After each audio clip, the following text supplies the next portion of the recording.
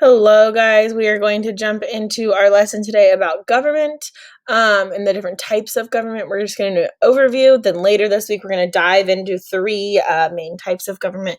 First, let's just do an overview. So, government, what is it? It's a system of people permitted to create or carry out or enforce the laws for a larger group of people. Student council, like what we have here, is a type of student government. We do need to understand that there's a difference between country and nation. Nation is going to be a closely knit group of people who share the same culture, language, and institutions. A nation is bigger than just a single unit, such as a tribe or a town or a small community. A country, though, it has borders. It's recognized by several, if not all, countries. People live there permanently. It trades with other countries. It has its own money. It has the ability to move goods and people. It has a system of education. It has a government that includes police and public services. An example, Native American nations in the United States, okay? The United States is a country. However, there are Native American nations. You'll hear these words used interchangeably, but just know there is a difference between them. So we're going to talk about a few types of government. First, democracy. This is a government that's run by people. Each citizen has a say or a vote in how that government is run. People in the country have freedom of speech. They can say what they want. This is limited. Hate speech and threatening speech, those are not allowed. And it was originally started by the Greeks. We have dictatorship. This is a form of government in which a person or a small group rules with almost or at times unlimited power. The people don't get a say. The people in charge just tells them what to do, okay? The people are not allowed to say and do what they want. There is no free speech in a dictatorship. People are usually told what religion they're allowed to have and what thoughts they're allowed to have and what they have to agree with. And then we have monarchy. This is a form of government that has one person known as a monarch in charge of a country. They usually use titles, so different names for their jobs, such as king, queen, emperor, empress. Monarchies used to be common, especially like 1700s, 1800s, but now they're pretty rare, to be honest. The monarchs, they believe that they had a divine right. It's the belief that they should rule because they were chosen by God. Power is handed down in those families. They have to be born into royalty, or sometimes they can marry into different royal families, but that's how you get in. Let's talk about some examples of democracy. We have the United States, okay? We have the right to vote. We have the ability to say what we want.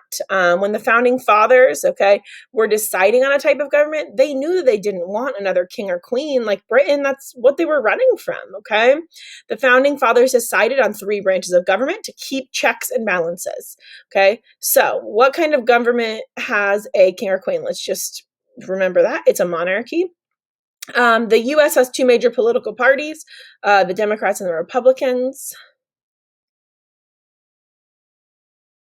All right, Nepal is another example. They have a parliament voted into office by the people, but Nepal was a monarchy until 2008. Nepal has three major political parties, unlike us, where we have two. They have a prime minister that runs their country along with other elected officials. Now let's talk dictatorship. We have Turkmenistan, okay? This is a country in Central Asia. The president rules every part of the government, and there are no political parties allowed. So we hear president and we think, oh, that must be democracy. No, he has unlimited power. There are technically more political parties, but they don't all have to support the one leader, okay? None of them do. Since dictators have all the power, they don't like if they don't like a law, they just change it, okay? An example of this is a president in Turkmenistan can only serve for 10 years. The president will likely change that when it gets close to the end of his term because he'll want to be the president longer. In 2006, their dictator died unexpectedly. The second in command won a special election to become the new prime minister in 2007 and has been that dictator ever since. Venezuela is also a dictatorship. There are technically two presidents there. Nicolas Maduro has been a dictator there since 2013. He was picked by the last dictator, a very popular and famous dictator, Hugo Chavez. For a while, that country and its people did well, okay, because they did have a lot of oil there, but oil prices went down around the year 2008, and the country stopped having money come in. When the country didn't have as much money, the people lost their homes, access to food and medicine. In 2019, Juan Guaido and the assembly, the governing body, said that Maduro wasn't actually president because his election was unfair. They, the assembly, then said that the people weren't allowed to vote freely how they wanted it, so it wasn't fair. Today in Venezuela, people are trying to flee, leave the country because there's not enough food or medicine, so things are really a mess there. And then we have examples of real monarchies. We have Saudi Arabia, who's run by a prince. Okay, he inherited the throne from his father when his father passed away. The country has Muslim leaders and royalty there is Muslim. It is considered the homeland of Islam. Okay. The people do not make decisions, vote. They do not have a constitution, okay, or anything like that. The power is inherited, and that prince rules. He gets to do what he wants. England in colonial times, not now as a monarchy.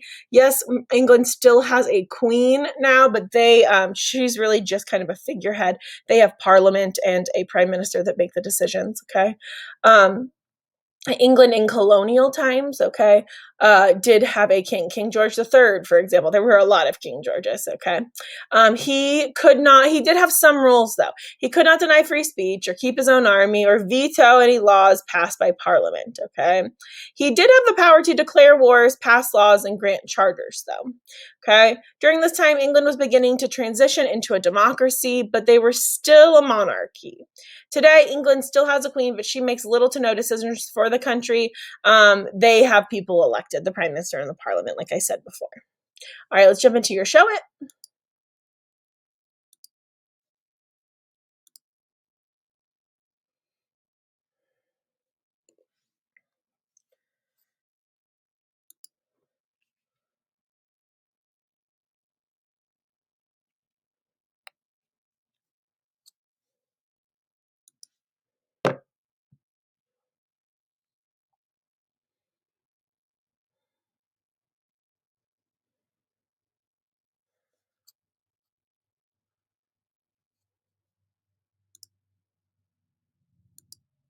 In week 10, the Monday folder, it should show up on your to-do list as well. Lesson 89, show it is what you're looking for.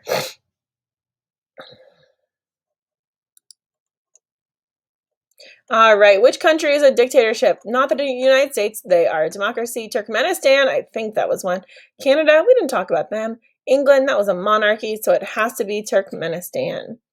During the colonial times, what did the King of England have the power to do? Declare wars, grant charters, keep his own army, deny free speech, declare war.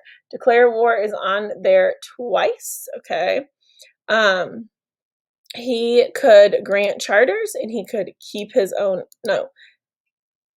Hold on 1 second. I'm going to go ahead and fix that. Give me 1 minute, guys. All right, so what we're going to do is we're going to say grant charters. He was able to declare war, and he was able to declare war. Those are your three best answers. What kind of government does Saudi Arabia have? If you have to go back and look, remember they have a prince. They are a monarchy. Nepal has a blank voted into office by the people, okay? They have a parliament.